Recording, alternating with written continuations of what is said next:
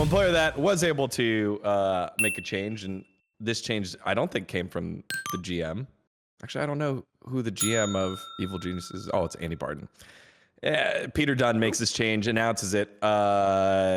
Contracts coming on in and having a one of the best re-debuts, like substitution, probably the best substitution of the split, coming in and lighting whoever they played on fire with Diana. TSM. It was TSM on fire with Diana. I'm not gonna lie, I obviously big fan of definitely probably number one, maybe number two fan behind number one fan, definitely NA. But Contracts was my first interview when I joined LCS, and the first responsibility I had in Golden Guardians was pick him up from the Cloud9 house and be like, "Hey, dude, hope you're gonna enjoy our time here at Golden Guardians." So I've got to see Juan grow and the ups and downs after Golden Guardians over 100 Thieves and then over Evil Geniuses, and to see him succeed, and also just you could see what it meant to him in the post-game interview. Contracts after such a dominating performance. But before we get into the game itself, I do want to give you an opportunity right now just to reflect upon the journey to get here. Yeah, had like a rough 2 years after I left C9, right? Sorry. No problem. You're it's good. tough. You're good. Yeah. Yeah, it's fine. You know, I went through academy, right? Had a rough first split of academy, but, you know, was able to kind of regroup and bounce back and really work on what I had to do as a player. So just be able to come in and beat the number one team after all my hard work over the past year and a half. Feels really good. He said afterwards, it's just like, I've never had anything like that happen before. I just got all emotional about the journey. It was great to see, great to watch, and it proved it too, because he was the MVP of that game. He had the best performance out of anyone probably all week, and it was cool to see a player getting rewarded for that. What did you make of Contracts coming on in for the squad for EG, and then EG moving forward with a six-man roster?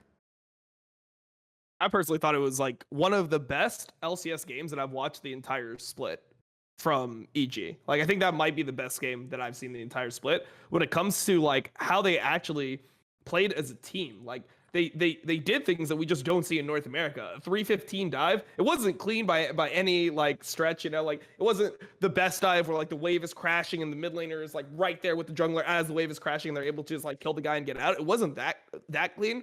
But even the idea to go for a play is a foreign concept in LCS. No one's able to like bring their mid laner, use a top laner that actually has advantage. And this is like why champions that are good in the first 3 levels actually can matter. Or why they're prioritized so highly around the world is because if you do have that lane control, it opens you up for, you know, dives like this. And, you know, this type of play will actually help North America get better, because people will have to make the decision then, do we contest this 315 dive or do we try to make our own response dive on the other side of the map? Like, and you know, like just being able to see a team do that, and then like relatively clean engages from Contracts throughout the game. And if you think about the level of competition, I mean, they did this versus TSM. Jizuke suddenly like had a brain, like he just wasn't getting caught 24/7, which to me makes it seem like Contracts is offering some form of leadership. It looked like Jizuke was a different player in that game. Like he wasn't just running it down inside lanes. He was backing off at times before he was getting caught. So I was like super impressed with this performance. Like this was one of the best performances I've seen in the LCS from any player, and then from any team as well. I think that he should literally just pretty much win the spot based off that until we see something further. LS. Unfortunately, the Contract sub in game. Contract was actually he was in the LCK coach rooms all week, so it felt nice to see him. It felt nice to see the debut. Obviously, the emotional stuff on stage, I felt really bad watching that, because I feel like there's so many players that probably have similar stories or feelings, and we just never really get to see them or talk, or no one never gets to really talk about it, right? And this is a byproduct of like the academy system and other stuff that's really just going on, as well as just like people being kept out of LCS that could play in LCS, right? So there's that. In terms of the actual game, that was on my my forced off days now because of the schedules. So I did not see the game. However, Dom's talk about Jizuke does make me want to go back and just watch the pro view because I want to see if there's actually a very discernible difference in the gameplay. Because Jizuke just, I mean, I've talked about him a lot before, but I don't want to go on the tirade.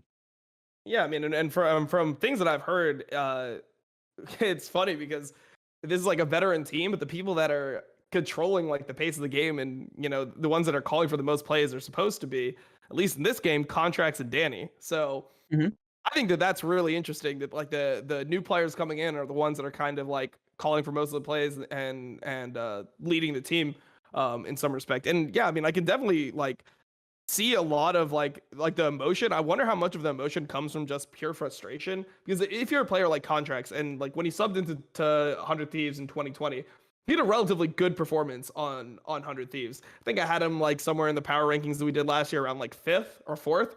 So it's so weird when players like that end up being completely like shunned from LCS after one split where he performed well, and then it's like suddenly you're telling me that he's not a top 10 player in the league with the level of jungle performances we've had. Like I just don't like that idea. Like, why do people like Contracts not get spots and people like Iconic do? Like, I mean, Jose Dioto just comes straight in. Like we had never seen him play in top level competition. I mean, we saw him play at like Worlds play-ins where he had like some good games, some not good games. And that's a very small sample size first top level competition. So like I feel like he should be retaining spots over some of the bottom teams. And my issue with it is that it seems like people like Contracts that are playing solid don't get spots because there's no relegation and teams don't feel like they need to actually put together solid lineups. Like they're like, whatever, let's just put this random kid in here and it's like first or last. Who cares? Like there's no like it doesn't matter if we get like 5th or 6th or if we're not a bottom team. Like we don't really care. It's like we could either have this guy insanely pop off and get to Worlds, or we're just gonna end up being a bottom team. And since there's no real punishment for being a bottom team, like they're just not gonna do it. So I feel like this is the biggest issue with franchising, is how it affects like the players that are good, but not like absolutely at the top, and how the orgs end up treating it because they don't actually have to have any fear of relegation. For more context on this, and I know I've shilled a lot of things before, if you want to hear more about it, I did have a post-game interview with Contracts after that game. It's over on the YouTube channel, and like I got a lot of cool conversations, post-game conversations there, but that was the coolest one because he goes into detail about what he felt. I asked specifically, I was like, hey, it's been a long career, and ups and downs. Did you ever think about, quitting, or did you have doubt? And he goes into it pretty honestly. So that there's some pretty cool stuff in that interview, and it's linked on my Twitter. The other half of the coin, though, is that you've got Svenskeren, who is very good. He's I would say like, I think he's a fifth jungler, 4th, 5th, like around there. I think he's just okay right now. But I felt like even just like, so they played against TSM with Contracts. They looked better versus TSM than they did versus Dignitas. He's building like Night Harvester on Diana, where it's like, isn't the whole point to go Proto Belt to engage? And then I heard something about like maybe it was like a bug, or I don't know, man. You're trying to kill me. No, you are. You're bringing up Night Harvester, dude. Yeah, Night Harvester, Diana, man. So I was having a 3-hour call with Fudge. Probably I would say maybe like 12 hours ago, right? And we were talking about all of the problems existing in pro play, right? Because I had like an explosion moment on one of the LCK coach streams where I just lost it because 3 games in a row we saw the same mistake repeated by both teams. And it was like the Twilight Zone. No, it was Baron for Soul Point denial. Yeah.